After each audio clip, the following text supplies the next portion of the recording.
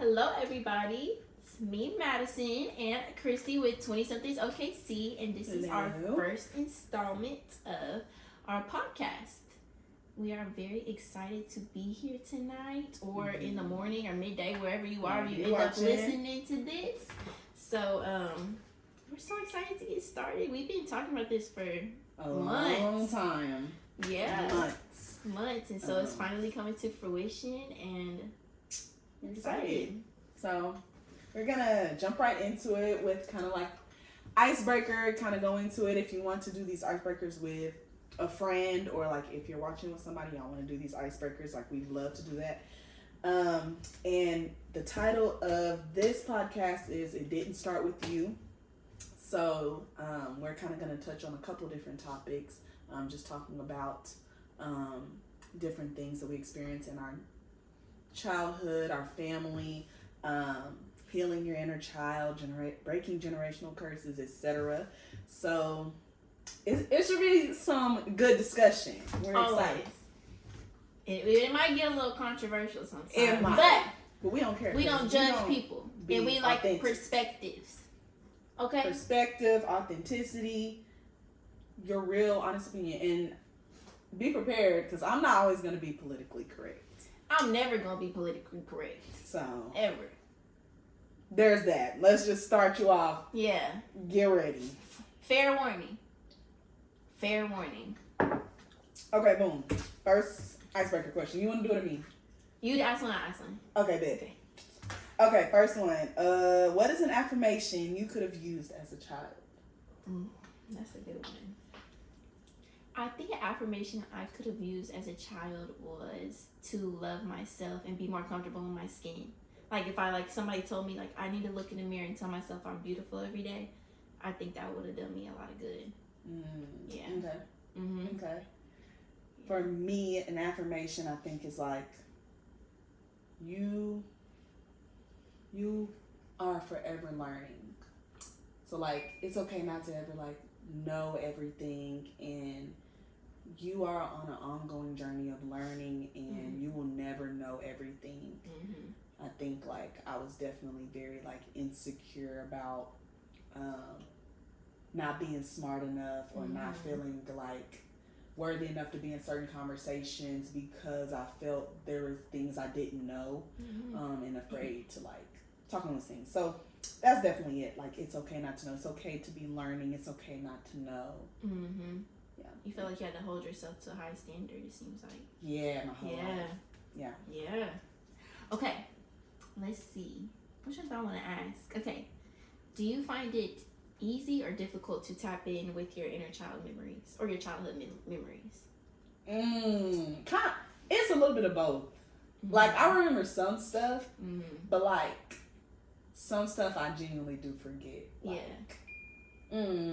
There's some things I can remember, a lot of good stuff, growing up in the country. I always tell you I remember stuff being on the farm, or different things we did, because we had to have a lot of things with your imagination, because we didn't have everything that I have now that I moved to the city. But so yeah, I think that it's easy to access some of those positive memories. It's harder for the things I've pushed and suppressed to the back of my brain, because I don't want to remember those things. So that's what I'll say. The good memories are a little easier to access, and the negative memories I feel I've suppressed quite a bit, so I can only pull the most significant ones that really had an impact on me. I can remember those. Okay, that's a good thing. What about you? For me, so I feel gosh, I was so sad the first half of my 20s, and so, which you would look at me and think that's not, there's no way, but I feel it made me not be able to focus on the good things that happened to me in my childhood. I had a hard time remembering stuff. So on my healing journey, more and more memories are coming up, and they're good memories. I'm I did do that, or I did go there, and I did do this. So it's easy for me to remember. I would say it's easy for me to remember good things about my childhood now, especially since my grandma has passed. More and more memories are popping up, and I'm okay, we did do that. We did do this. So Yeah. now it's easy, but I feel like it has been difficult the past few years, just because my brain has been in such a different place. Like I wasn't able to process it, and I also didn't process like the things in my childhood that weren't very good until the past couple of years either. I was like, oh sis, that was not That's a hot mess. normal. Like Yeah. so yeah, it's been easy and difficult. Okay. Yeah. A little bit both for both of us. Yes. A little bit both. Oh, we're going through some stuff. Okay.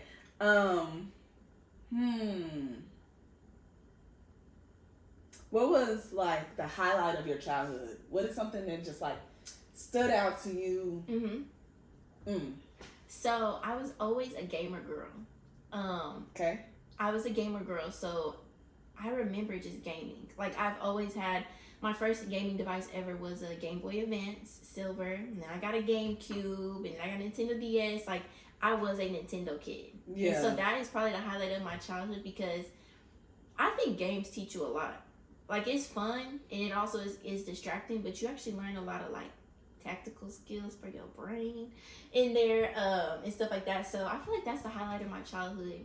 I just think about it, like I was just always playing games, and then having grandparents is such a blessing in my life. So that's also another big highlight, because I got exposed to so much goodness and like things about life and experiences that I probably never would have been exposed to if I didn't have my grandparents in my life the way I did. So that's also a very big highlight. It's also why I feel like I know so many things. Yeah. And I just be knowing random stuff. Random facts. I'd be random things to do, just knowing like this is what you need to do in this situation. And it's because of my grandparents. So I feel like that actually probably trumps the gaming. But like when I think of my childhood, I was always playing a game. A little bit of both. Yeah. So yeah. What about you? What's the highlight of your childhood? I like that. When you brought up grandparents, I definitely thought like my grandpa was a very significant part of my childhood that I remember. We owned a funeral home, and so like I just remember like him teaching the ropes to like own the business and stuff like that, and him having us do different stuff, having the farm, and him like showing us how to do different things on the farm, growing my little garden in the back of our house, like him just showing me all those things. And I don't know, he's like a prominent part of my childhood that I remember. Like the goats, he would always be having us out there with the goats, and like I was scared of the goats because they would be like bringing their horns and like trying to ram me. So and so I would be like, why do you still got me out here with these goats when you see that they're trying to hurt me? Yeah, they want to fight. So I definitely did like remembering all those things. And then I'd say I was a very like imagination type kid. So I remember we used to watch Wings Club Heavy, and so we would try and play out. We would essentially try to play out. Oh, sorry, y'all. My dog, he needs attention at all times, so he's back here cutting up. Okay, we was watching Wings Club, and like a big thing for me is I always wanted to feel like I was like a fairy or something, so I wanted to go through different dimensions. So this is what we do. We go to the library and we be playing whatever, and say like when you go into a different dimension, like you gotta go down these stairs and then you gotta come back up. You gotta be talking in a different voice. And imagination was out there like crazy. Oh, we come back up talking whole nother like, or we have accents, or we be talking in a different language. It was just like, that was the highlight of my childhood, I think, was just sitting up there. Like, our imagination was going crazy. The trampoline, all that. Yeah. I think I had a fun I think growing up on a farm is like one of the best ways you can grow up as a kid. Yes. You're exposed to I want so my kids much. on that. I want my kids on that, for like, sure. kids need to get back getting dirty. Like, they in the house all the time with screens. No, you need to go outside. I used to get told, once I went outside, you're not coming back in. Until it's time to lay down. Yeah. Facts. You're not going to be running in and out this house. Well, and today these kids, they're like, yes, I am. And no, you ain't. And they telling their parents that. Blah, blah. Yeah. In your mouth. No, we don't believe in that. Shoot. To an extent. I think with explanation and understanding, but you're not gonna be telling me to shut up and doing all this crazy stuff these kids are doing. You're getting popped in the mouth. Absolutely not. Sorry. That's me though. Continue. Okay. Next question. What was your favorite book series or book as a child? Oh, Boxcar Children. Okay, that's a good one. Easily. That's a good one. Oh, Obsessed. Okay. Boxcar Children. Okay. Yeah. Okay. For me, it would have to be Magic Treehouse series or Junie B. Jones series. Okay. Actually hated reading. Like my grandma, one of my biggest memories is her trying to make me read. And I hated reading. I did not read like my first book, like full book, until I was 20 years old. Like as a kid, I was reading them books, but I didn't really want to, but I liked them. But like in high school, they would assign us books to read. I went to class in SAS, so if any of my old teachers listening, sorry. I didn't read not one of them books. Indeed. I was like, we were assigned to read so many books. I did not read none of them. Yeah. And like I was like, I can't read. I don't like this. I'm not reading. And so, but now now that I'm older, like I actually have so many books. Since the pandemic started, I really got into books. Yeah. And now I have like 100 books. Man, just so many. I got books just piled on Yes. top of each other. I'm like, okay, I need another bookshelf now. Yes. Yeah. So, but yeah, those are mine. Okay, I like it. Okay, last little icebreaker, and then we get into the nitty gritty. Why are we like this? Okay, we get into the nitty gritty after this one. Okay, what was your dream job as a kid? So I always wanted to be an OBGYN. I always wanted to be a baby doctor, as I would call it as a kid. And to this day, I still would like to one day become a doula or a midwife.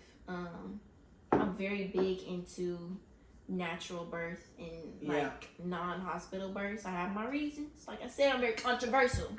But I always want to be an OBGYN. And it was like to the point where like I was watching births. Like I was like, oh, I can't wait. And like TLC had all the Not me. TLC had all them shows. They had that show. It would come on in the morning. What was it called? They used to have shows where like they would go and film the births, and I loved watching it. Like just seeing a baby born was just so beautiful to me. Click.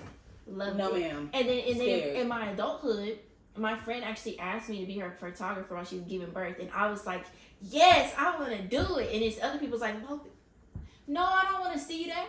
And I was like, I want to see it. Like I was in there. I was like, this is That's life. such a you thing. That's such a you thing. It's funny. Well, it's like, it's life. Like, it's literally a portal to life. Like, you're seeing life being born, and it's just so beautiful to me. I'm glad that you, like, that is, I agree with that. Yeah. But as for me, I'm I'm gonna be in the corner. I'm gonna be outside the door Yeah. until you done. Call me when the baby out. Right. Yeah. When the baby out, then call Kristi. Right. Nah, I ain't taking pictures. No, sorry.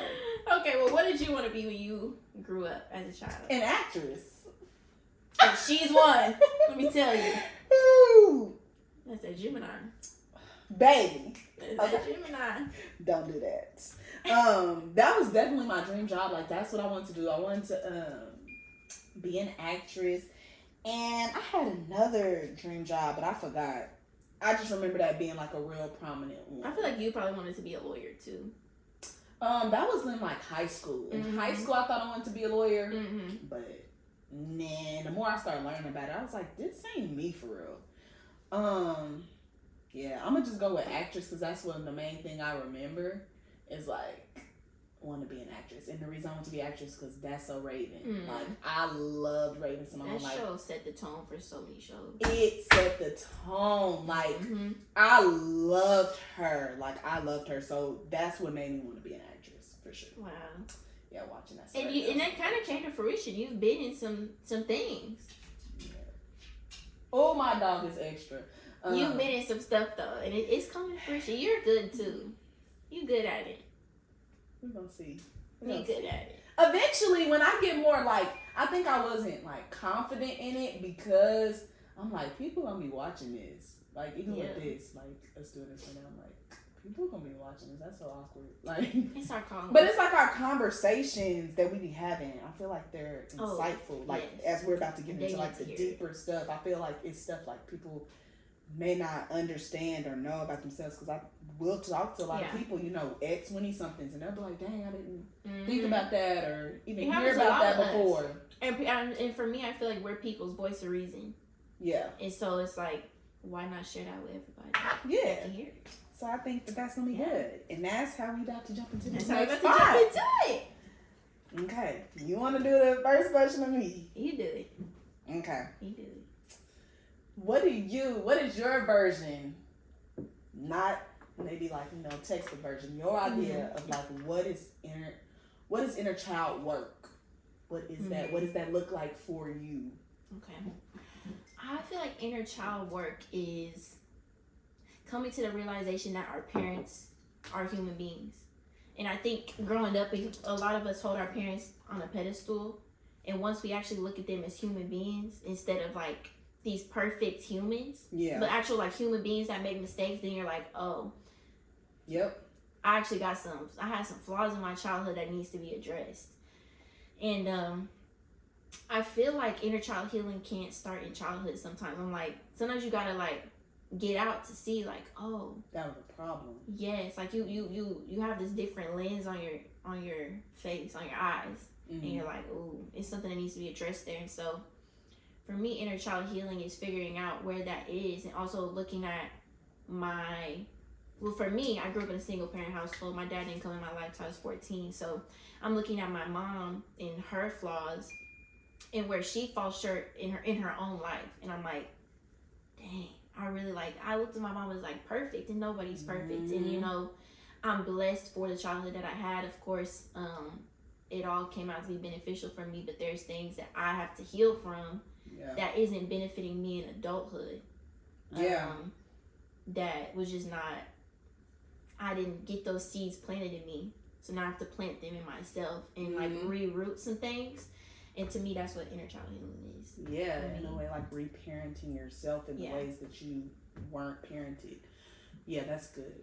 For me, it's like addressing things it's kind of like along with what you said, like addressing things from your childhood, wounds that you didn't even know that you had or understood that you had at that time, and seeing like there is work to be done, and like I am an adult now, so like I can address the needs that I had as a child, but I can't go and get that, and that's not going to be fulfilled from my parent, because there's still some stuff they're working through, and there's still some things like I don't feel like you're ever 100% prepared to be a parent. Right. You can prepare as much as you want, go to as many classes, do all this stuff, like you're a human being, like you're going to get something wrong, you know what I'm saying? And so like I feel like you said, like not placing all those expectations, and like I definitely do have my parents, like, but also understanding where I need to take my breaks and where I have to do what's best for me, because I'm an adult and I'm having to deal with this stuff that you've done.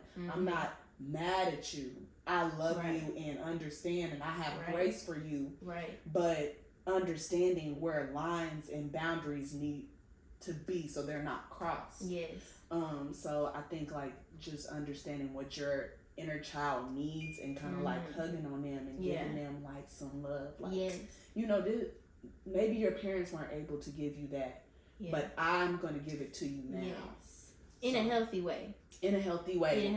Without because overdoing. A lot of people a lot of people do what they do and move how they move because of inner child issues. Like, you cling on to men because of an inner child issue. Yeah. Or you cling on to women because of an inner child issue.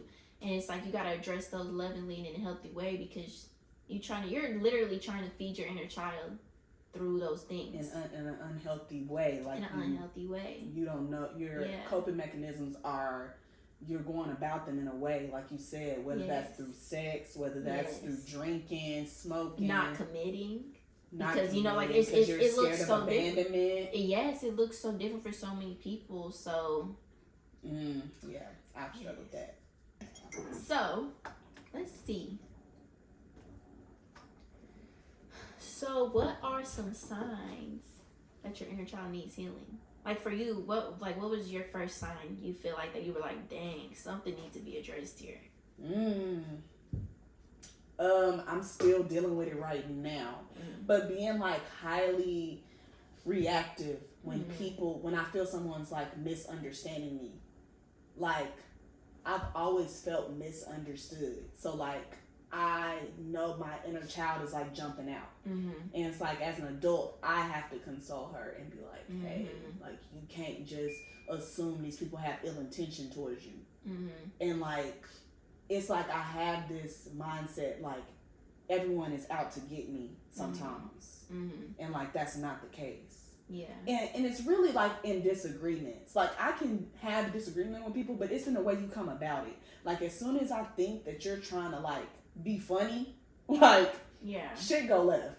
Like, Yeah. I don't do well with me Yeah. thinking people being funny. Yeah. And so like, as soon as I get an inkling that you trying to be funny with me, like, inner child's coming out, like, to defend herself. Yeah. You know what I'm saying? Like, she has to let you know, like, I'm not to be played with, because there was so much that she had to be quiet about at a young age. She couldn't speak up because as a child, you know, you can't really say much. Yeah.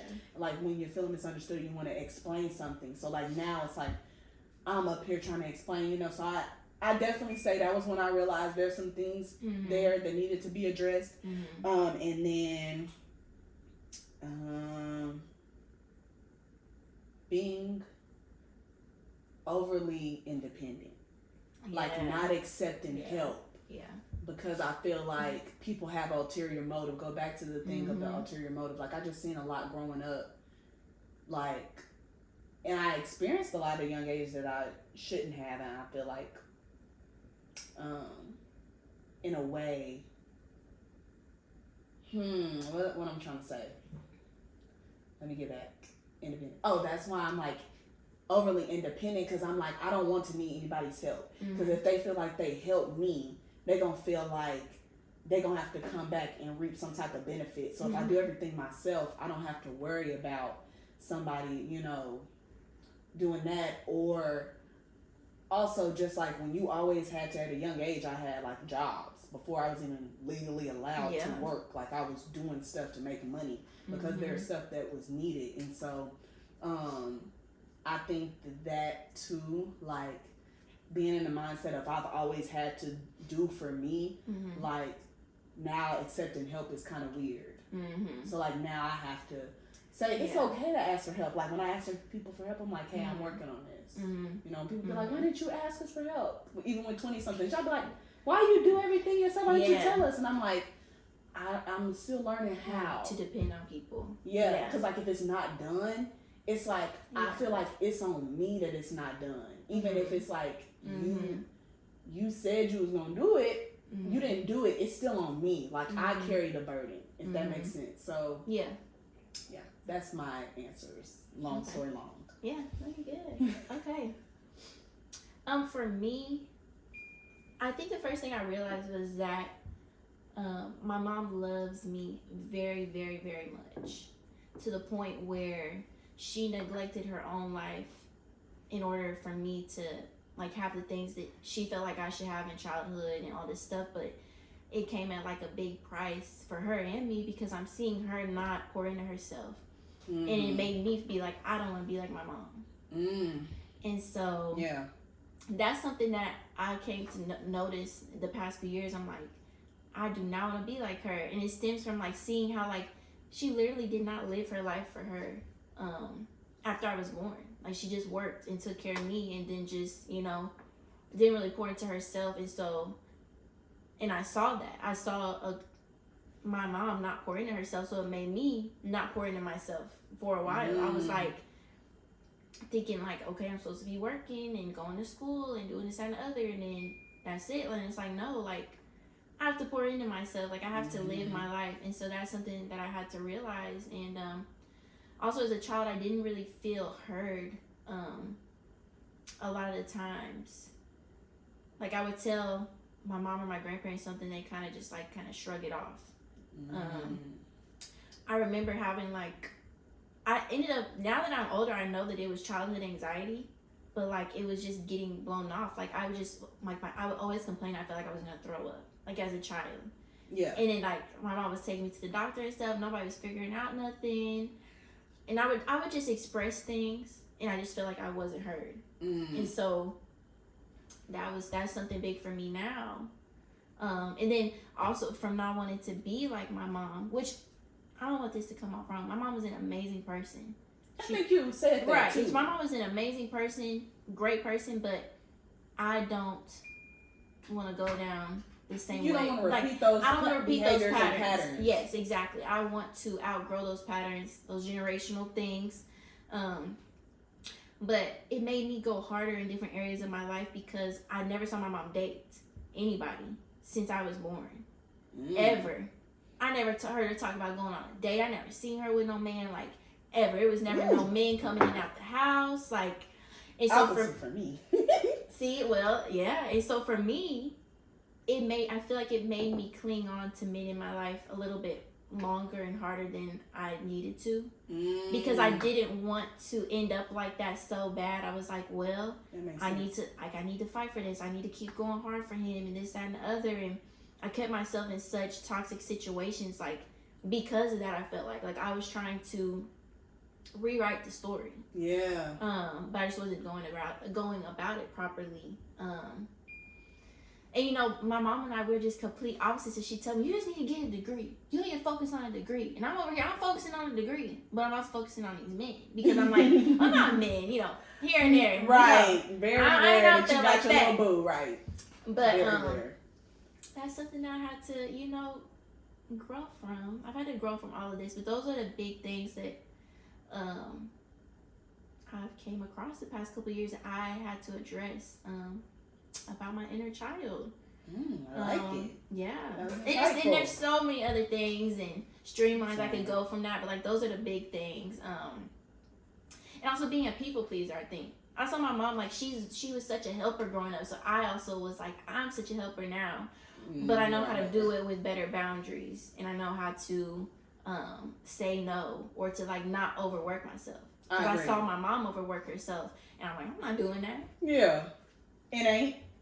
I'm not doing that. Absolutely ain't. I'm not. I'm sorry. Get somebody else to do it. Get somebody else to do it, because it ain't gonna be me. It ain't. So, because we got boundaries over here. Yes. Anything else in your heart before I go? I don't think so. I don't think so. Okay. Okay, this is my last question. If you think anything else. Okay.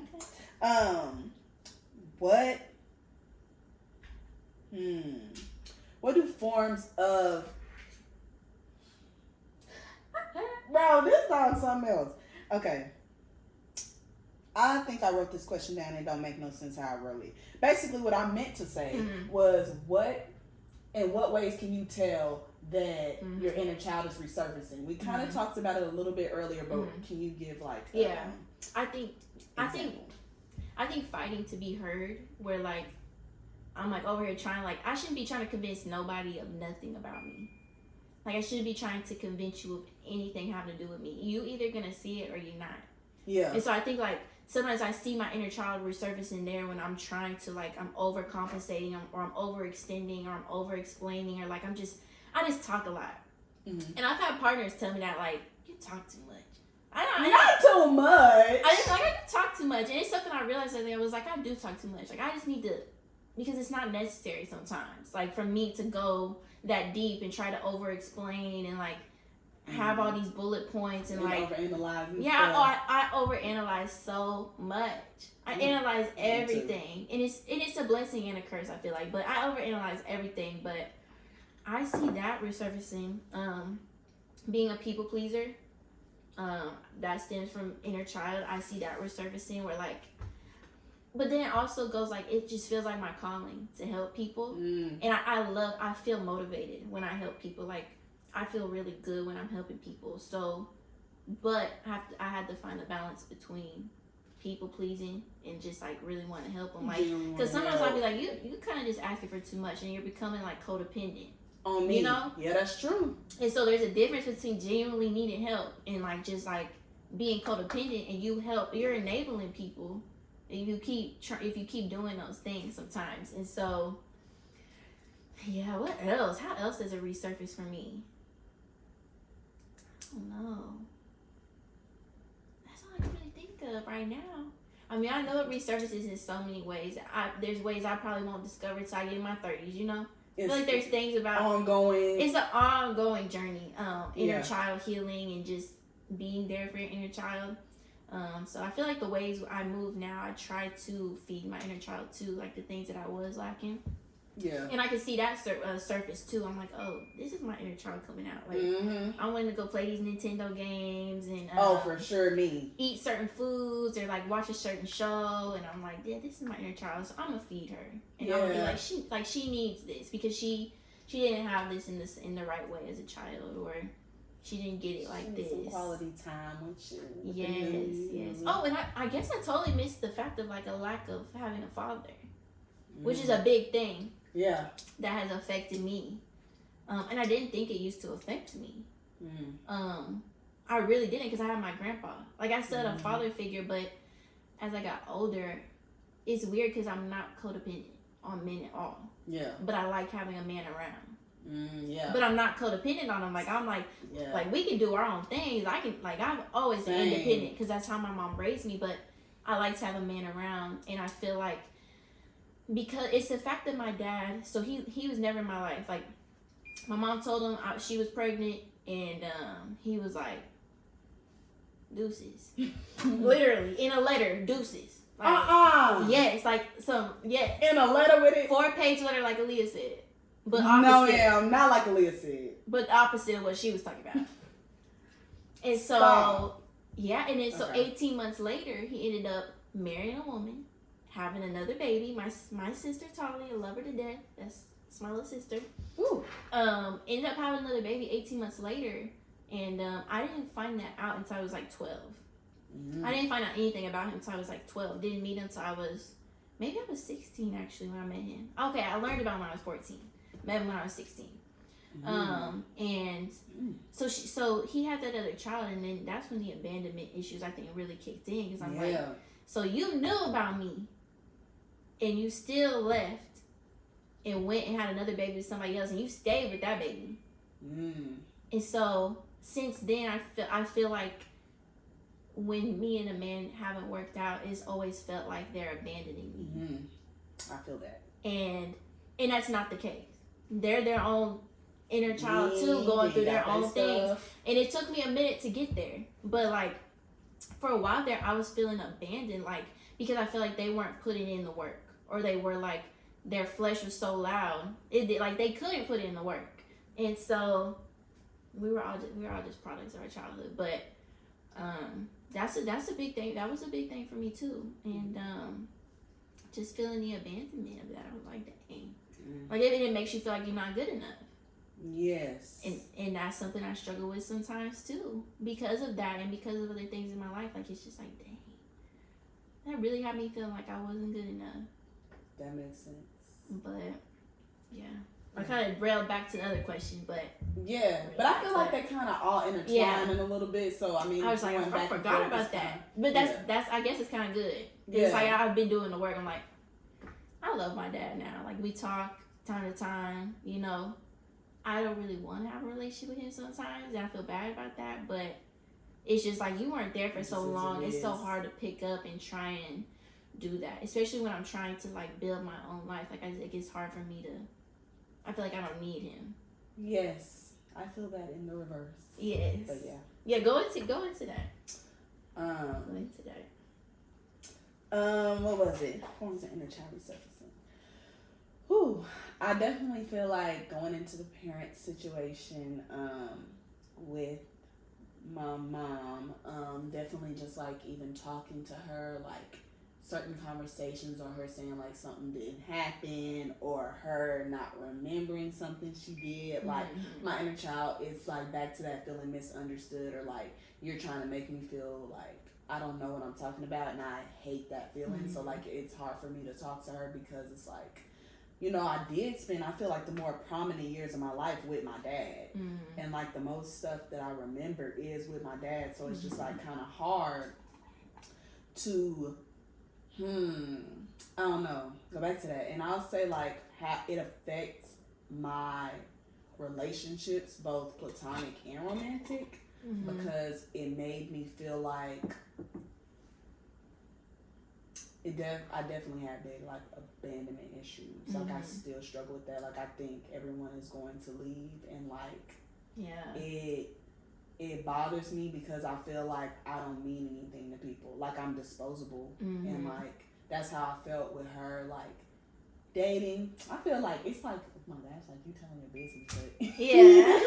but like being transparent and honest, because I mean maybe somebody needs to hear. So we here for. But like it was hard for me because like she would actively pursue like these relationships with men, but like when we were taken from her and had to go live with our dads, like she didn't fight for us. Like you wasn't showing up to court, but you could drive hours to go see men, like who are doing whatever, like and that broke my heart because I'm like, you didn't even fight for me.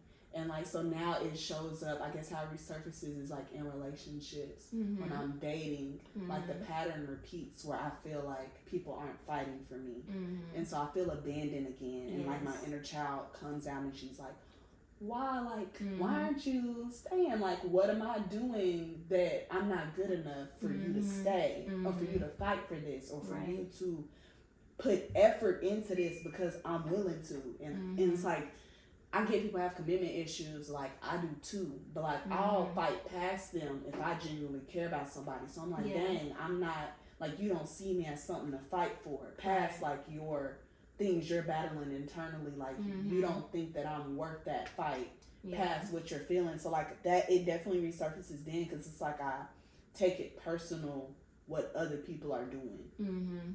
So I definitely say in repeated patterns in my relationships and dating, that's when she probably resurfaces quite a bit. And in my friendships, because you know I go hard in my friendships. I love my friends. When I date, I go hard. Anything, any relationship, like I just go all out. It's hard for me to do anything halfway. Like I just do everything to the extent, the highest extent that I possibly can. So I don't know. That's what I'll say. Like my neglected little self coming up and feeling abandoned, she resurfaces in those relationships. Yes, and I feel like we kind of grew up similar in that sense, but just from the opposite parent. Yeah. And for me, I feel like yours is a little bit deeply rooted because like that's your mom. Like, that's the person you're supposed to be able to like pull so many things from. Yeah. And you like that just runs really deep. So. But my dad was. Like he had his stuff, but like he really did try.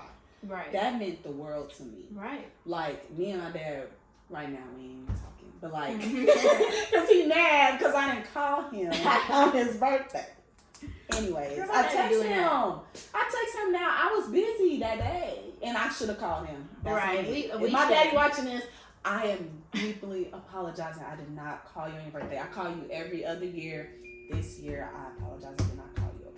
There you go. There you go. That's the apology, and I'll call you eventually when you're in the mood to talk and answer my phone call with that attitude.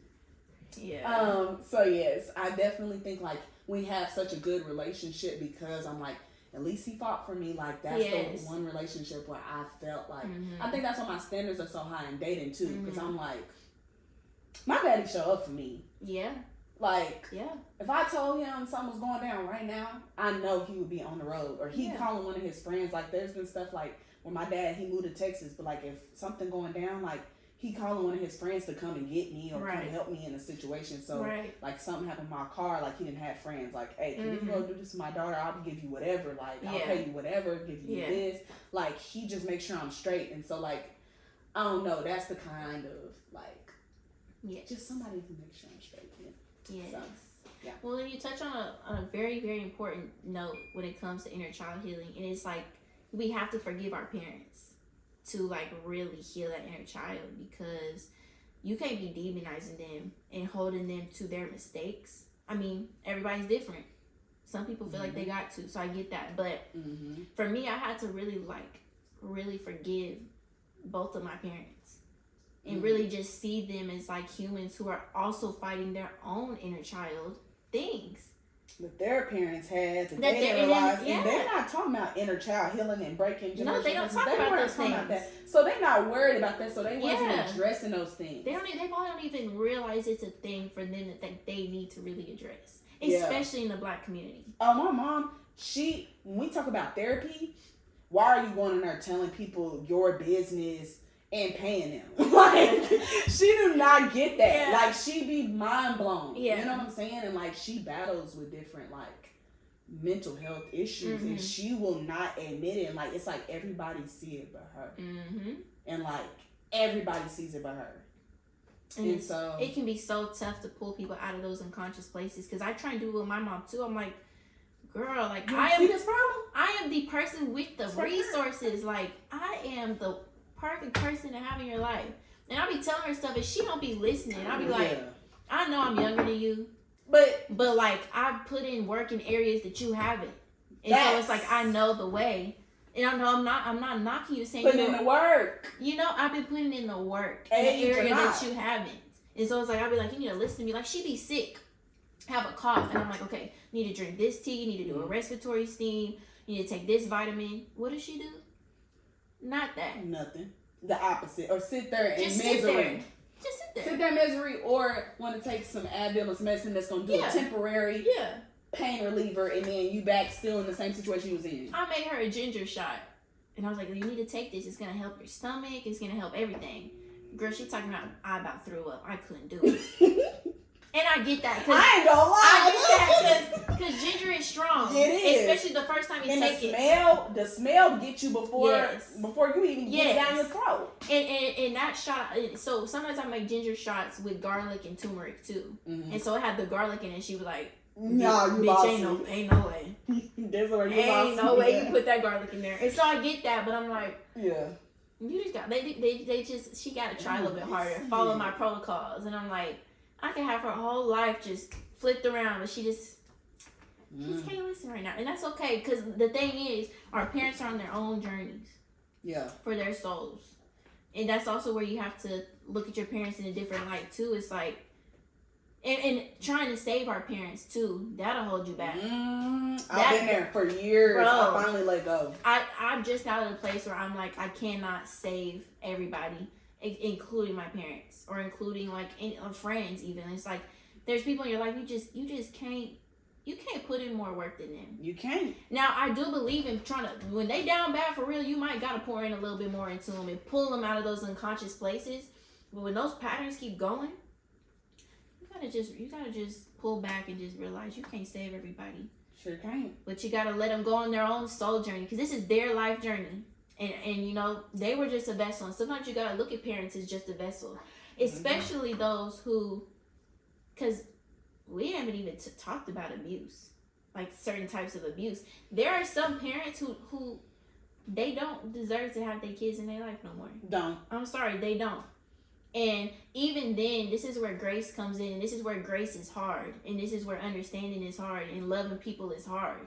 Because it's like, even then, you still got to try and look at them in the light of, like, they're their own person who's going through their own messed up things. And it's like, dang, but you still, that don't mean you still got to identify as their kid. That don't mean you got to be in their face or none of that. You just got to be able to, like, the forgiveness is for you. Yeah. It's not really for them. And so, we could talk about this for hours and hours and hours. Yeah, we could. Yeah, we could talk about this for hours. Yeah. But for the sake of time. Yes. We can just go over some little exercises, some homework. We call it homework, of what we think people could do, or some things that we practice when we try to give our inner child. And I'm not going to lie to you, it is going to be weird. Quote unquote, because it's uncomfortable. I would say uncomfortable over weird, because it's really just like the mirror exercise. Yeah, where you can like sit in the mirror and like you're talking to your inner child, and like you hug on him or her. You just, you know, showing love. You giving them affirmations, things that you needed. Writing it down. Yeah. And I mean, it's life. If we're not doing these things that's making us uncomfortable and learning stuff, what are we here for? You gotta make every day count. And that's one of my biggest moms lately. So you gotta do these mirror affirmations. It's not a choice. And when you get uncomfortable, homework. Right, homework. Okay. Do it. And when like you are, what I'm trying to say? When you are uncomfortable, that lets you know you're working on something. Yes. Else. Because, like, if you're not uncomfortable, Mm-hmm. that means you're consistently doing the same thing. Yes. Why would you want to go your whole life doing the same stuff? Exactly. You're here to learn. And so, like, we can experience. Listen, I ain't even going to get into that. That's a whole other podcast. Yeah, that's another one. But, yeah, you got to do those things. And you might feel uncomfortable because you're like, why do I feel like I want to cry? Or, like, why does it feel like cringy. You have to let that out? You got to cry. That's something I started doing recently. I started praying. Soul cleanse. I started praying out loud. And once I started doing that, the first 2 weeks, I was crying every time. Yeah. Them out loud. When you pray out loud, it hits different. It hit different. And I was literally wailing, like damn near wailing every time. But I released so much. Yeah. In doing that, and I felt so uncomfortable. Like I'm literally talking you as you like talking to yourself. Yes, and it's like you're affirming while you're talking. Yeah. And so, like, it's literally helping your brain to rewire. And that's why we're talking about, like, hug yourself and, like, pat yourself and rub your heart and, like, tell yourself, like, I'm loved, like, I'm beautiful, I am seen, my inner child is seen, I'm healed. Like, you gotta do it. You gotta do it. Yes, heavy on the, like, I see you to your I see child. you. You have to tell yourself you see yourself. And you understand yourself and you're moving for yourself. Yeah. Your self's highest purpose. Your soul purpose. Yes. Your soul journey. Hey. Not the hey. I can't do you. Okay. Oh, okay. Write a letter to your inner child. And then journalize your inner child, but have like a journal just for old memories. So every time an old memory pops up, you like, oh, let me write that down. Even if it's in your notes, even if it's in like an actual physical journal. I feel like the physical journal is just a little more intimate. Yeah. Because you like writing it out. But if you like somewhere random and you like, oh, shoot, I just remember when I saw this. Like, or even a voice memo. Voice memo. I like voice memos sometimes. Sometimes with my dreams, I got to talk it because I'm like, I'm going to forget. I'm trying to forget my dreams. Yeah. And for me, I like typing my journals because I've tried journaling with pen, and sometimes I do still, but for me, it's easier for me to type it because I'm like... Me too. It's just quicker on my notes. I have like 500 notes. Oh, yeah. So many notes, and I love it. So. Yeah. Yeah, let's hope the servers never go down. Yeah. All that. Oh, I would be pissed. I know. Off. Pissed off. Real bad. I'm gonna start a midweek motivation series. So stay tuned because I want everybody to come. It might just be lady based at first, but we might expand it to having a men's night, a ladies' night. I feel like it's important for us to have those areas where we can be vulnerable without the other sex being there. Cause sometimes it's tough with y'all. You get a little distracted when they around. Not even that. They just be. It's hard for us to understand each other sometimes, and that I don't want that to. I realize that. Yeah. At 20 something is like our combos be so good, but it's like it's like we clash sometimes. We really clash because really hard. You see, that's that trauma brain.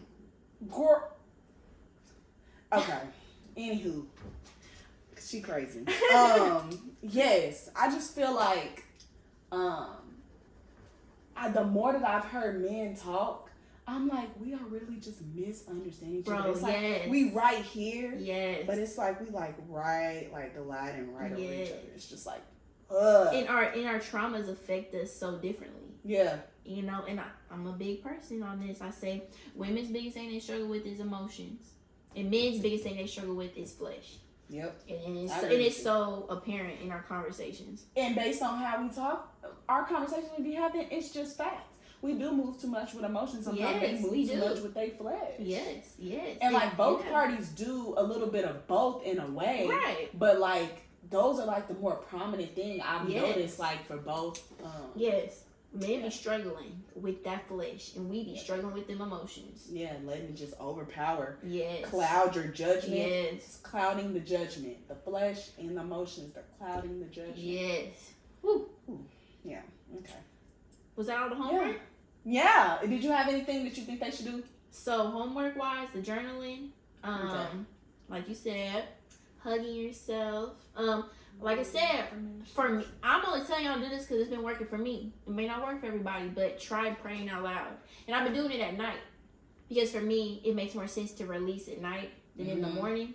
Yeah. In the morning, I'm more so like, okay, I'm ready to seize the day. And so I literally get on my knees on the side of the bed like a little girl. Yes. And I that's healing the inner child. It is. Oh, it is. And I say my prayers. And you have to start out with gratitude. Even you have to have gratitude. That's what I've learned on my healing journey is like I have to have gratitude for all the tough things I've been through and the valleys, because if it weren't for the valleys, I wouldn't know better. So you have to go through the valleys to know better, and people have to stop looking at it so like, my life's so fucked up, why does it keep happening to me, whoop whoop bam, it keep happening to you because you're not learning, and you're repeating these patterns. You're repeating the patterns. You're not saying, okay, what is God, whatever you believe in, trying to teach me, you believe it's the universe, whatever, God, universe, whatever you want to call it, that helps you better process.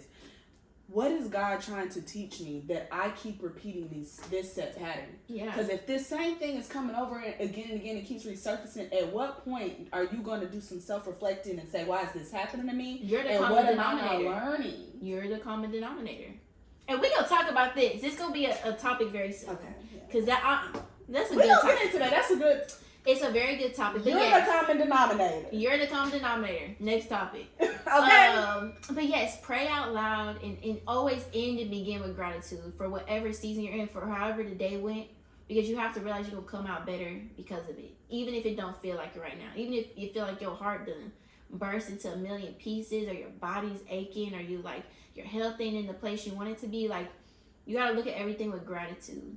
And it's like a lesson learned, because if you learn it and you find a way and you move with crazy faith, and you just know that your creator is gonna help you come on top, baby. Gratitude. But yes, pray out loud and let it be messy. Let it be messy. If it gotta be messy, honey. Listen, sometimes I be talking to God, I be like, dang, I should have said that. Oh girl, I ain't gonna lie, I done slipped out a couple cuss words. Yeah. I said, Lord, you know I did not mean to say that. Yeah. I did that a couple times. Let it be messy. I'm a very big believer that like we are made in our Creator's image, and he, she, Z, whatever we want to call him, loves us so much. In all of our ways. So that's where she loves me. That's my homework.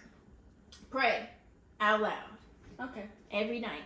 Okay. For at least a week, and keep going if you love it. If it's not for you, it ain't for you. It ain't for you. Yeah. Replace it with something else that is. Yeah. I like it. Yes. Okay. Well, thank y'all for listening to us. Basically, just have a conversation with each other on camera. And do somebody a service and share this with them. If this helped you in any way, share this with somebody else, because you know they need it too. Period. Yes. I like it. It didn't start with you. We love y'all. It didn't start with you. Yeah. We love y'all. We really do. Yes, we do. We love our little 20-somethings. And if you're not 20, if you're 30-something, 40-something, 50-something, all the 90-something. All the somethings. This is for you, any age. The podcast don't discriminate. It don't. Okay? You might learn a little something. Okay? You might. They need to hear it. Let's do a thumbnail.